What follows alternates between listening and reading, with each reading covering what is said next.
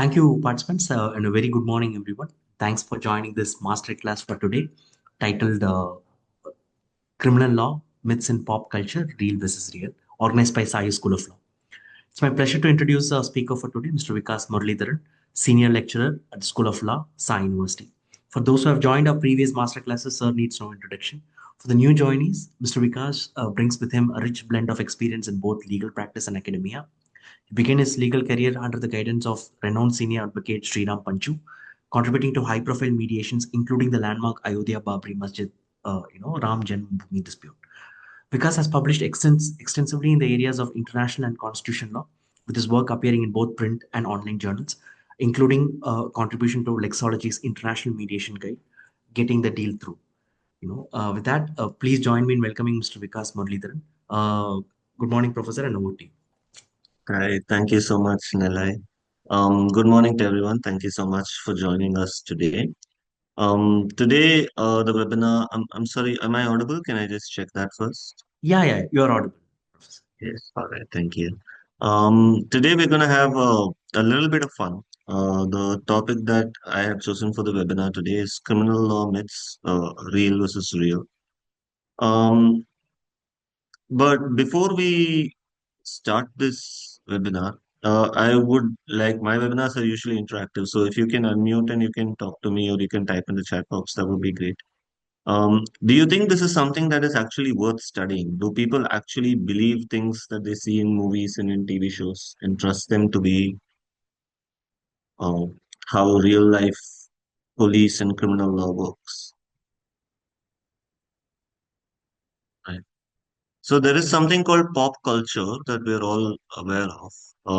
Pop culture refers to popular culture, and it is generated through media, TV shows, movies, music. Um, but also there's something called popular legal culture, right? Because the law, courtrooms, criminal law, criminal trials are often a part of pop culture. And most people learn what they know or what they think they know about law and about lawyers from consuming this popular legal culture. Now, there are certain things that, people would say, yes, this is obviously not true, this is just fiction. But there are a lot of things that subconsciously enter our minds without us even realizing it, because pop culture, what it does is it invites you as a viewer to experience the reality that they are creating vicariously through the characters. And while you enter that world, uh, you do tend to subconsciously imbibe a lot of insight or information. Whether this information is accurate or not is a totally different thing. If you think of your knowledge of law until today, for example, you can see some examples I have put in the slide. The fact that people address the judge as your honor. You've not studied it anywhere. You learn about it from TV shows and from movies, right?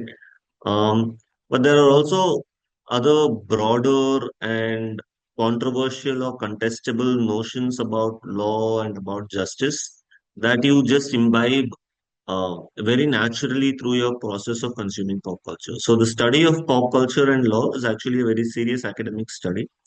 It's been going on in multiple universities in multiple different ways. An example of a contestable notion about law is that the jury system automatically means you deliver justice, that you're judged by a group of your peers, so it's very highly likely to deliver justice. Or that cross examination is always a very useful way to get the truth out of somebody. Uh, but you are learning from a highly unreliable source, right? These are fictitious stories made with an intention to entertain, and obviously, some of these products are wildly out of sync with reality. I've given another few examples in the slide. Um, but to put it very simply, there are a few things that might be very obvious to you. For example, police cannot arrest people without evidence. Police cannot use violence. Everyone has a right to a lawyer. That in real life, courtrooms are probably not as dramatic and as people lawyers don't shout as much or exaggerate as much or You don't have last minute entrances with a document that suddenly proves anything. This must be pretty obvious. But there are a lot of minute details of law that, even though they are very inaccurate and very wrong, they remain in our minds as created realities simply because we keep seeing this stuff be repeated in pop culture over and over again. And whether you're actively consuming pop culture, in the sense that whether you're consuming pop culture and you're thinking about it very actively, or analyzing what you see on screen and thinking about whether this is realistic or not, or whether you're a passive consumer of pop culture, where you don't think of that, you just accept what is shown to you on screen, irrespective of what type of viewer you are, you do construct your personal view of reality on the basis of pop culture. And that is a bias that we must all agree we have, the some minute details, I'll show you things that might escape our minds, things that we've seen repeatedly. And I'll first show you the scene. You can try to see if you can identify what the inaccuracy is. This is an old Tamil film from the early 2000s. I'm not sure how many participants may have seen the movie, but the courtroom scene in this film is very iconic, very memorable, and highly parodied as well, I would say. I'll just play the beginning of it. We're not going to watch the entire scene, but just JEE नहीं हुआ तो क्या हो गया? जिनका JEE नहीं निकलता ना, उनको एकदम डम लोगों की तरह ट्रीट किया जाता है. I myself come. okay. In case, I hope you can hear the audio on the screen. We'll have a discussion. Let's not talk during the scene. We'll have a discussion post the conclusion of the scene.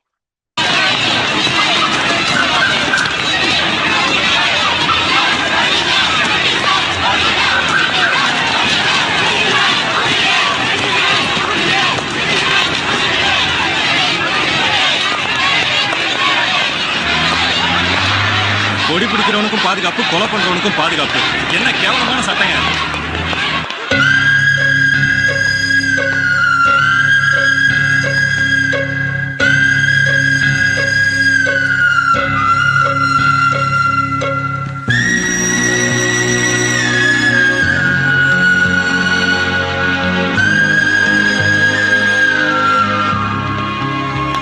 கடவுள் மீது சத்தியமாக நான் சொல்வதெல்லாம் உண்மை, உண்மையை தவிர வேறொன்றும் இல்லை. சொல்லுங்க. எதுக்காக சத்தியம் வாங்குறீங்க? All right. What's wrong in this scene? Does anyone have any ideas?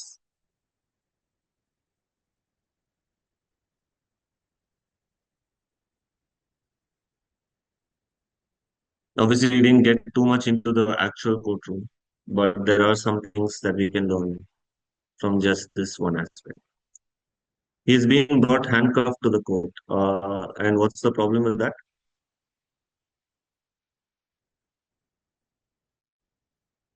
Harinath says he's being brought handcuffed to the court. What's the problem with that, Harinath?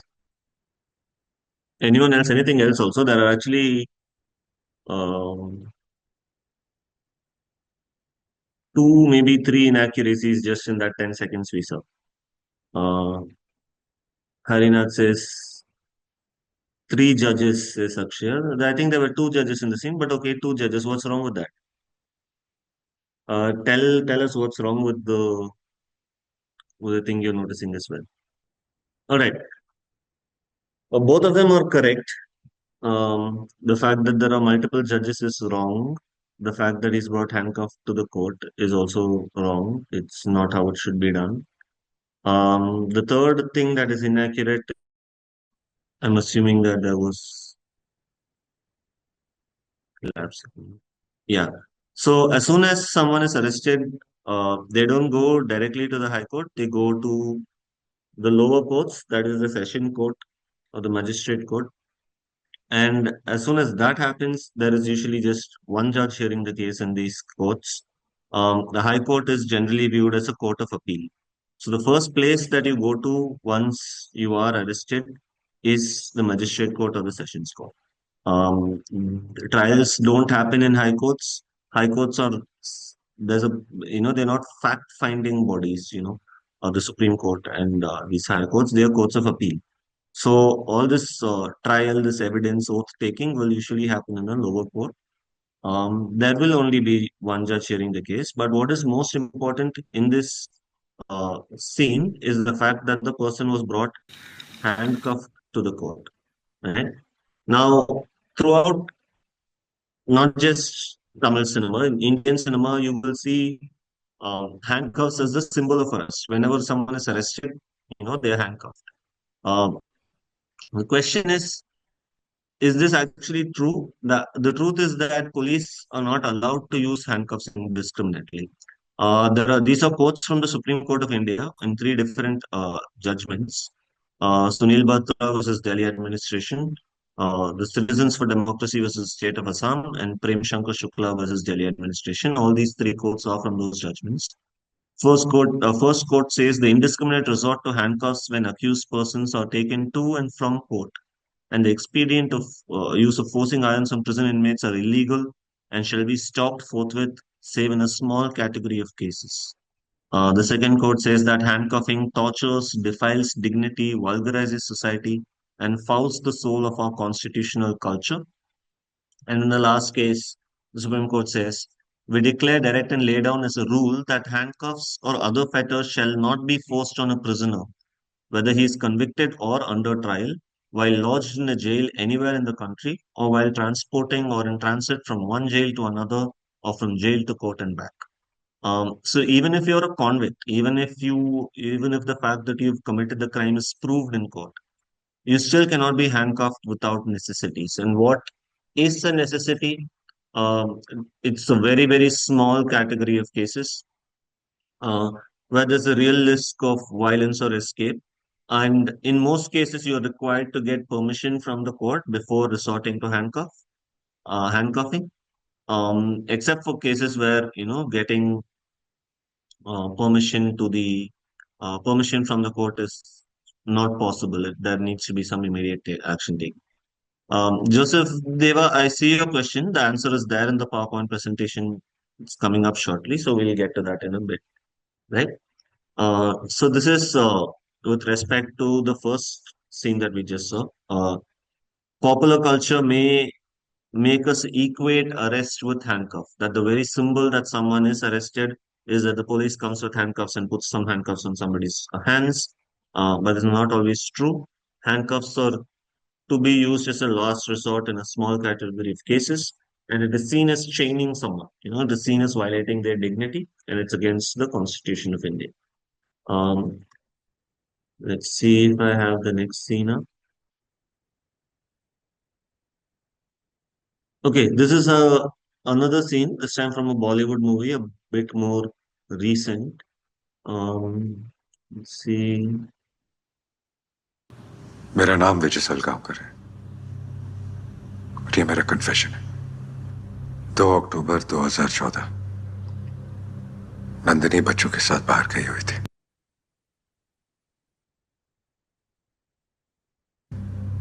मैं देर रात तक ऑफिस में बैठकर शराब पी रहा था। जब मैं घर लौटा तो देखा कि कोई चोरी छुपे घर में घुसने की कोशिश कर रहा है। पास ही एक सरिया पड़ा था, उसे उठाकर मैं उसकी तरफ बढ़ा। मैंने सरिया उसकी पीठ पे मारा, लेकिन वो झुक गया और चोट सीधा उसके सर पर लगी। सब कुछ इतना जल्दी हुआ कि मुझे कुछ समझ में नहीं आया। मैं उसके नजदीक गया तो देखा वो मर चुका था। तो वो बस एक लड़का था, मेरी बेटी की उम्र का। मैं डर गया। घर वाले जल्दी वापस आने वाले थे तो मैंने लाश बोरी में डालकर गार्डन में दफना दिया। अगले दिन सुबह मुझे कॉन्ट्रैक्टर आने से पता चला कि पुलिस स्टेशन में मंडे से फ्लोरिंग का काम शुरू होने वाला है। संडे रात को जब घर वाले सो गए, उसके बाद मैंने लाश को पुलिस स्टेशन में दफना दिया, क्योंकि मुझे लगा कि इससे सेफ जगह और कोई नहीं। Okay, so what's happening in this scene and what's wrong as per our legal requirements?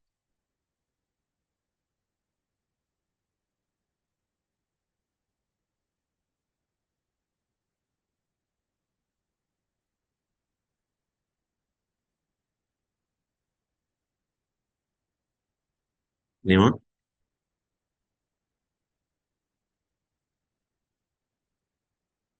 Seems pretty straightforward. It's a confession that's happening. No use of force, no torture.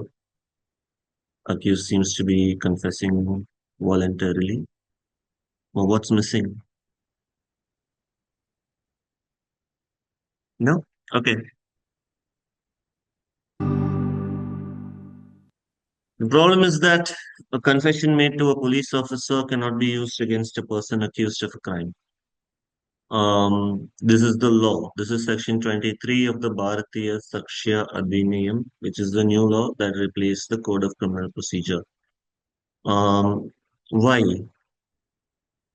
Section 23, Clause 1 says no confession made to a police officer shall be proved as against a person accused of any offense. And number 2, Clause 2, no confession by any person while he is in the custody of a police officer, unless it is made in the immediate presence of a magistrate, shall be proved against him. So what was missing in the previous scene is the presence of a magistrate, of a judge. But why is this important? Any ideas? Am I audible? Are we still on? Just checking. Sir, you're audible. Yes, I okay. think Thank participants you. like the earlier thing, probably you can put in the chat box or you can raise your hand. Probably you can talk to sir uh, if you want to answer that. Yeah, Oh, okay. I just see some people have answered. Sorry. in chat. Victims' parents cannot watch it is one. Sure, victims' parents cannot watch it, but I think in that case, um, the parent was a police. Oh, yeah, she's retired in this movie. Yeah. Is that video type confession accepted in court? No. Confession cannot be witnessed by the unauthorized persons. Yes. Okay, so unauthorized persons is right. Confession cannot be witnessed by unauthorized persons is right. But the more important thing is, even if it is just the police officer there, it's just the accused and the police officer there, the confession is not admissible. Now, the reason for that uh, is to prevent forced confessions, right? There is a reality and a danger that sometimes the confession that is made by someone is a forced confession, and we try to avoid those situations. So the law says that if the confession is made directly to a police officer without anybody else around that at that time, uh, the confession is not admissible. Rather, you need to have magistrate present at the scene of the confession so that the magistrate, the judge can be satisfied that the confession was made voluntarily and that the person knows what he's doing when he's confessing to a crime. Now, why would someone confess to a crime that they have not done? Like, why would that even happen?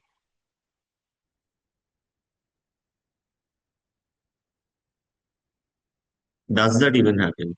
Do people confess to crimes that they don't commit or they haven't committed?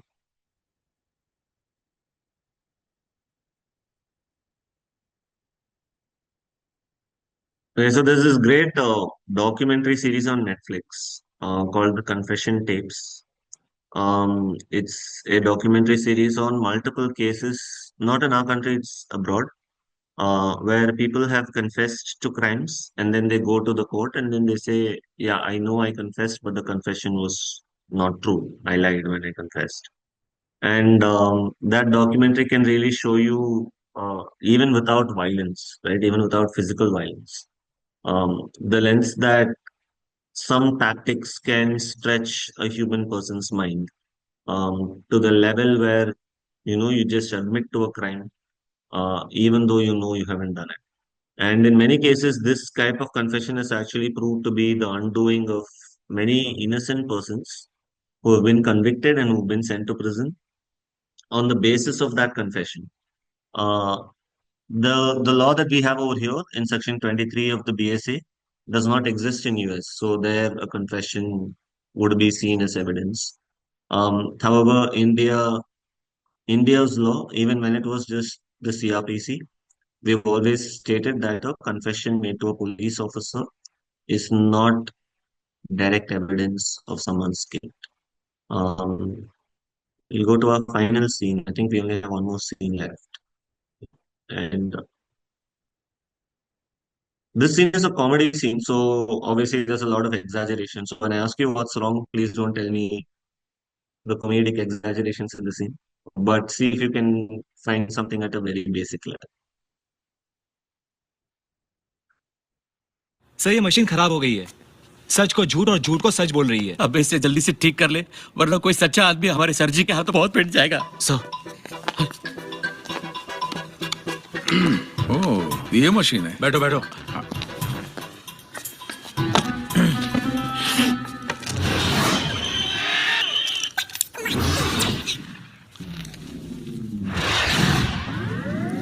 Sir ये machine, interrogation के time no disturbance.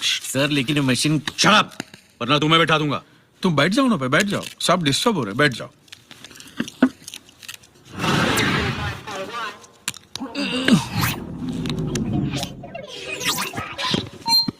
Hello hello, तुम्हारा नाम क्या है? झंडूलाल साहब। Boss कौन है? Boss तो मैं। गुड। और ये गैंग कब से चला रहे हो? गैंग? मैं तो बैंक चलाता हूँ सर। तुम आदमी हो या औरत? मैं औरत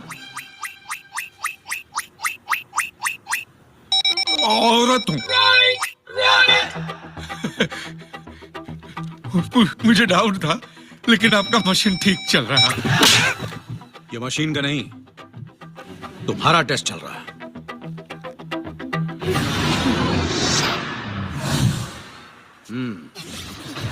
बीवी के अलावा। Yeah, so what's going on in this scene? There's something that's correct and wrong in the scene, but what's happening?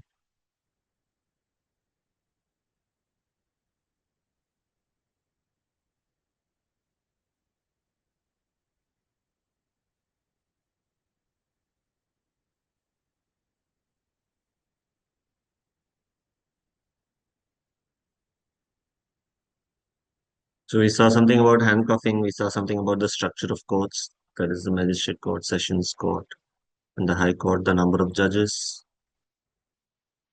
What else did we see?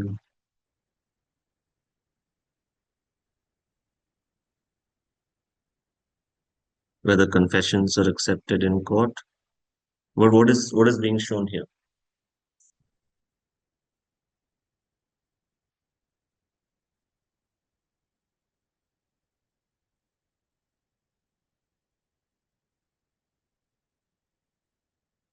He should not handle physically. Yeah, of course. Like him beating the person he's interrogating is totally wrong. It's against law. Yes, but there's something else.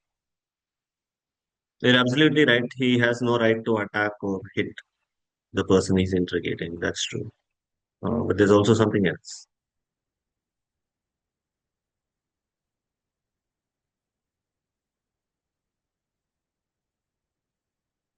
He should have his lawyer. No, not necessarily actually. In the US, yes, you have a right to a lawyer and who can be present throughout your interrogation. In India, you do have a right to a lawyer, but your right to a lawyer does not mean your lawyer must be with you throughout every single part of the interrogation. So, yes, your lawyer can be with you at the interrogation in some stages, but just the mere absence of the lawyer by itself does not make this inaccurate. But yeah, you can say he should have his lawyer. Probably it would have been better for him to have his lawyer with him in this scene.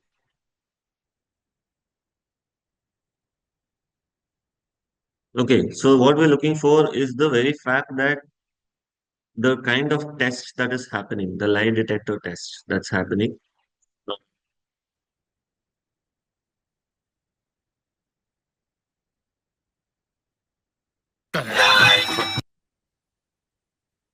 read this quote together. The scientific validity of the impugned techniques has been questioned, and it is argued that their results are not entirely reliable. For instance, the narco-analysis technique involves the intravenous administration of sodium pentothal, a drug which lowers inhibition on the part of the subject and makes or induces the person to talk freely. However, empirical studies suggest that drug-induced revelations are not necessarily true. Polygraph examination and the beep test are methods which serve the prospective purposes of lie detection and gauging the subject's familiarity with the information related to the crime. These techniques are essentially confirmatory in nature, wherein inferences are drawn from the physiological responses of the subject. However, the reliability of these methods have been repeatedly questioned in empirical studies. In the context of criminal cases, the reliability of scientific evidence bears a causal link with several dimensions of the right to fair trial, such as the requisite standard of proving guilt beyond reasonable doubt and the right of the accused to present a defense. So, fundamentally, the very aspect that a lie detector test is happening, and clearly the person has not priorly confessed to such a test, or is not court ordered, is a huge problem. Why? We assume through pop culture and through popular legal culture that these are scientifically proven tests that can be used by the courts in the course of their judgments. But all these tests are, there is actually a wealth of scientific evidence that says that you cannot rely on this. It's very easy to cheat a lie detector test. How does a lie detector test work? It measures your heart rate, your pulse rate, the rate of your breathing. And there's an assumption that if you are lying, you will be slightly more tense. And that will have some sort of physiological responses which can be recorded um, by the machine. But it's very easy to cheat this. You know, things that are said which are untrue, you can easily make the machine believe that it's true. And just because someone is extremely anxious about being questioned, they may not necessarily be lying. They may just be really, really nervous because they're in front of a police officer who's asking them a question and they're attaching all sorts of devices to their body.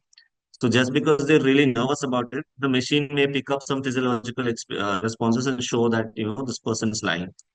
Um, so these are very, very easy to bypass, easy to get through. So lie detection tests, the beep test, which is a brain analysis test, and narco analysis test, which you would see in movies as giving a truth serum or some sort of injection which makes the person go into some sort of hypnotic state and he starts talking. That drug is sodium pentothal. But all of these methods have been repeatedly shown to be not very reliable, and the Supreme Court, in the case of Selvi versus State of Karnataka, says that it violates a accused person's right to a fair trial. It violates their right against self-incrimination, and it also criticizes the very basis of these tests. That to to assume that just because we got a result in any one of these tests that we have found out the truth would be a grave, grave mistake by any investigating officer. To rely on material that we have gained through these methods in court and try to present it as evidence would not really fly. So whenever you see things of narco analysis, the truth serum, this lie detector tests, be aware that the accuracy of these tests are highly in dispute, and it's not possible to conduct these tests unless you follow very, very specific procedures, because the Supreme Court of India has said that doing this without permission or consent is violative of the accused's rights to a fair trial. These are the three major things that I wanted to show you. If you think about these three things, of course, the physical assault is very, very straightforward, right? You might have already known that. But the aspect of handcuffing, the aspect of a confession in a police station, or the aspect of lie detector tests and narco analytics and all of that has been fed to us so much through pop culture that many of us don't question this. Many of us don't actually think about whether this is something that can happen in real life, whether this is a constructed reality or not. Um, so in these three videos, I hope I've been able to show you um, just the level to which information is retained by us or realities are constructed by us when we consume popular culture. And maybe I've been able to show you the true legal position in the country. We will go into very quickly because I know time is almost up, but we will go very quickly into a few moments. This is related to something that someone asked earlier, a right to a phone call. The right to a phone call is only in the US. If you see a lot of Hollywood movies or English TV shows, you will know that, oh, I have a right to one phone call.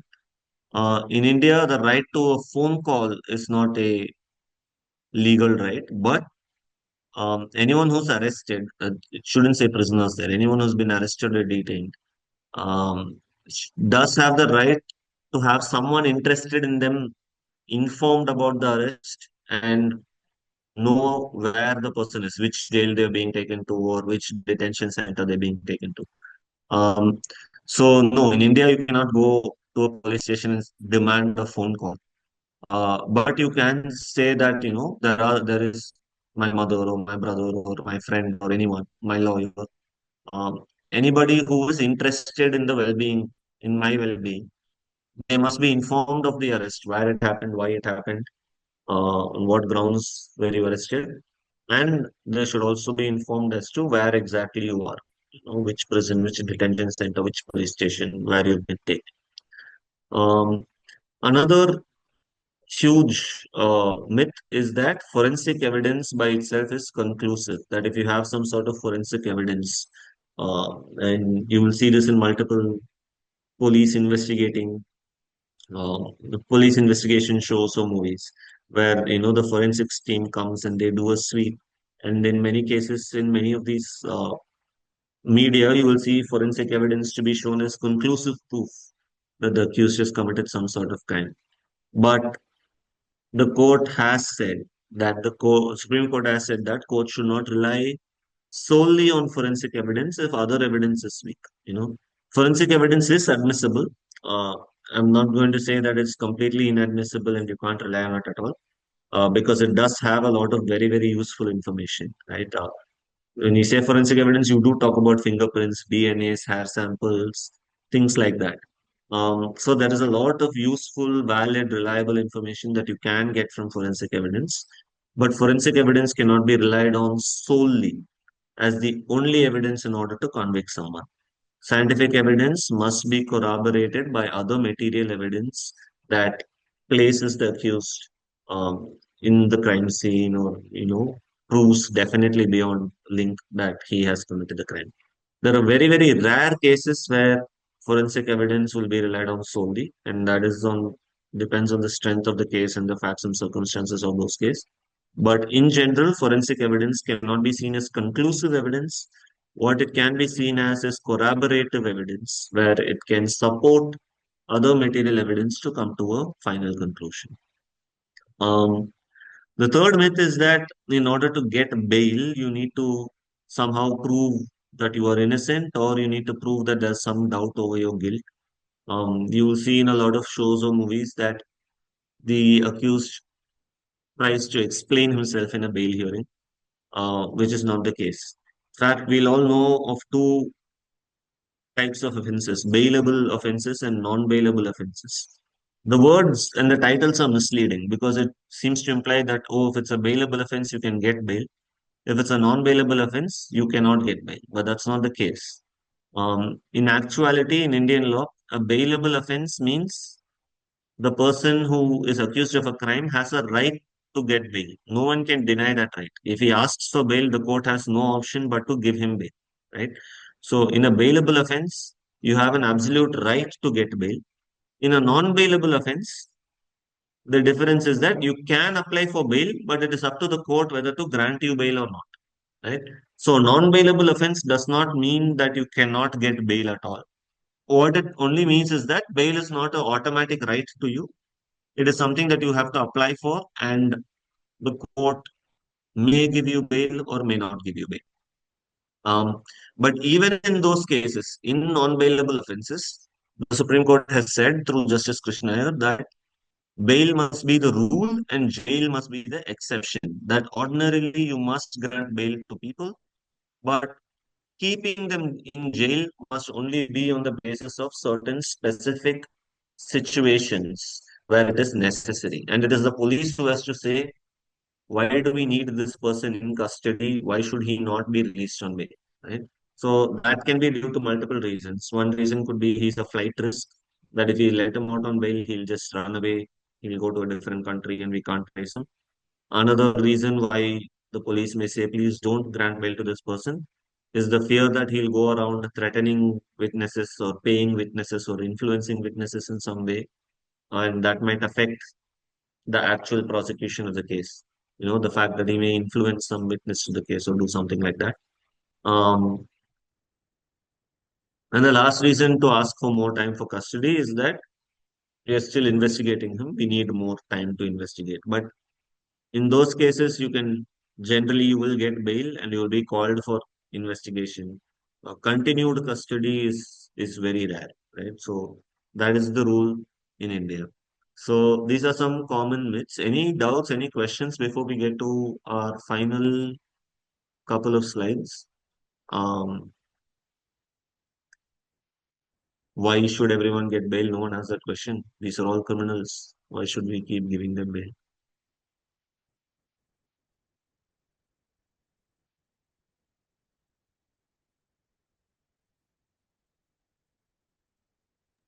Participants, any more questions? You can raise your hand or put in the chat box. Any specific questions related to the topic or anything else, you can put in the chat box. Probably Sir will answer later. Yeah.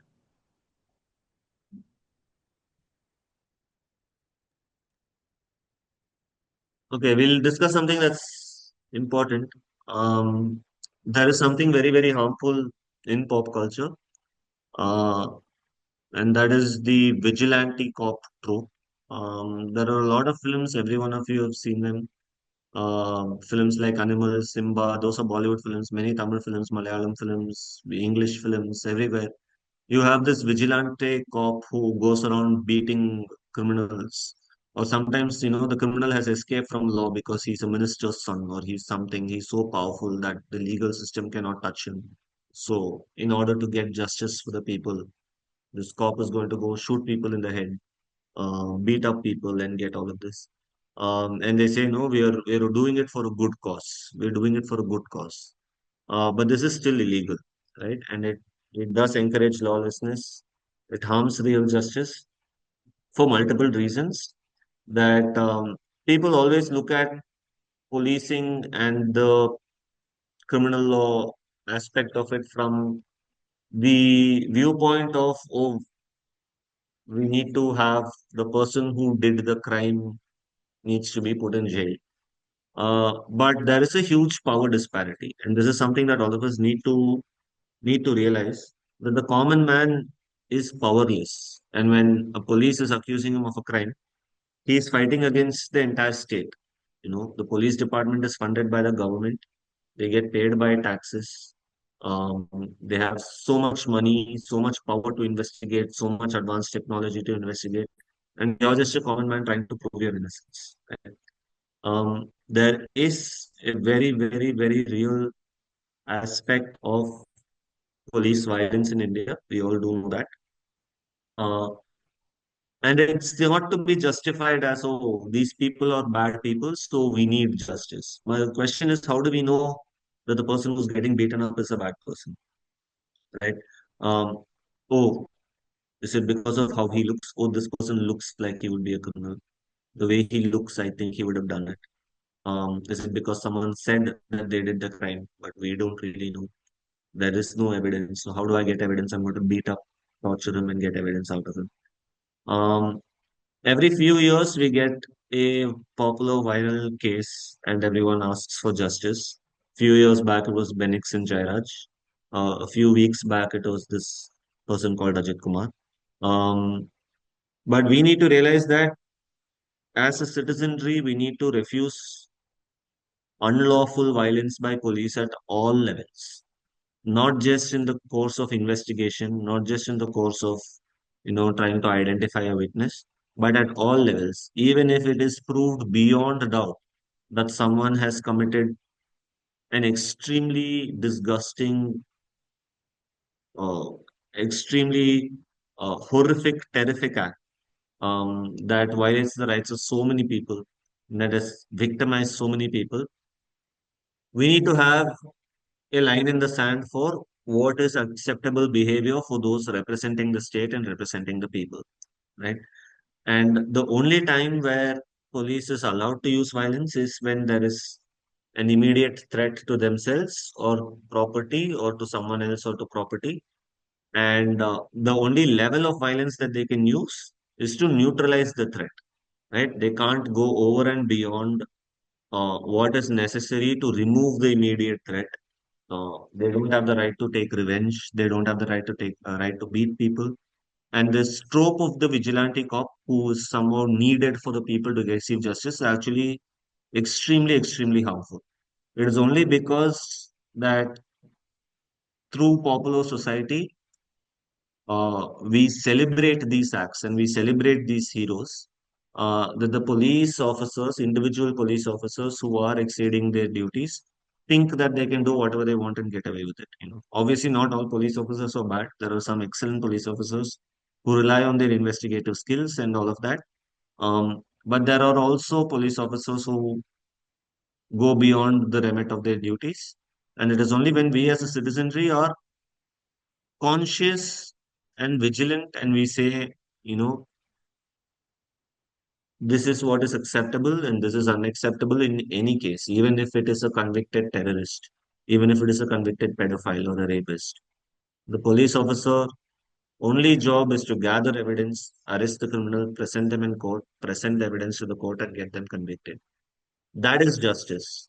Um, Death in custody might give you immediate relief and immediate joy, thinking that the person who's uh, done something wrong has received some sort of punishment. Uh, but we need to defend ourselves from police excesses because the people who are usually victims of these kind of violence are not really the criminals. The actual criminal is still roaming outside. And there's also a disparity between who receives this kind of treatment from the police and who doesn't. You know, look at cases in real life. The kind of people who receive this kind of beatings and encounter killings and all of that are mostly people who are from poorer sections of society and from oppressed sections of society. Your so-called elite members of society may not receive the same treatment, even if the crime they are accused of is the same. So uh, there's a lot of bias that plays into this, and we need to be constantly vigilant about it. Um, and that is just one thing that we have to discuss whenever we discuss pop culture and the law, especially criminal law in India. So I thought I'll close it with that. Um, with that, we have come to the end of the presentation. If there are any questions or any other comments, I'm glad to take them.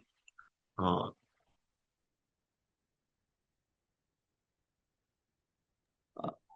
Sir, thank you. Participants, that if you have any more questions, you can very well ask, sir. You can put in the chat box or raise your hand. And also, sir, one common thing.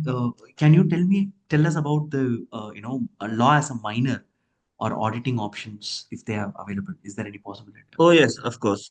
So, law at Sai University School of Law, we do offer full-time law degrees, right? We offer BLLB, an LLM, Daksha Fellowship, so on and so forth. But if you are joining Sai University as a member of any of the other schools, you can also take law as a minor. For example, you could be in the Arts and Sciences School or the School of Technology or School of Business or the Computing and Data Sciences School, any of the other schools. You can do your main degree with law as a minor. And how that works is the School of Law offers courses that are open to students across the university. We have a list of courses, and that includes very interesting courses like criminal law, constitutional law, family law, international law, human rights law, so on and so forth. Um, and we'll be excited to have students from different streams joining in these classes and learning about the law. One thing that is true about the law in general is that law is useful for everybody. Knowledge of the law is useful for everybody, not just a lawyer, right? So whether you're going to run your own business, whether you're going to invent new technology, if you're running a business, you need to know commercial law, contract law, business law. If you're inventing new technology, you need to know how to patent it, how to safeguard your rights over it. If you're going to be an artist, you need to know how to copyright it. If you're going to be a sportsman, you need to know sports law, contract, anti-doping laws, court of arbitration in sports. So literally every field of human activity is touched by law. I like to say that when you're born, you get a birth certificate. When you die, you get a death certificate. From the womb to the tomb, from your birth to the grave, law regulates every aspect of your life. So it will be incredibly useful for you to have a law minor, irrespective of whatever career path you choose. We'll be offering courses every semester. All you have to do is take the required number of courses from the law school, and you can graduate with a law minor. So I invite everyone, students of all different schools, to consider taking a law minor. Uh, Also, students who are joining the law school, you're welcome to attend the full legal course, of course. I saw someone raise their hand. If that was the question or anything else, yes, I'm happy to take.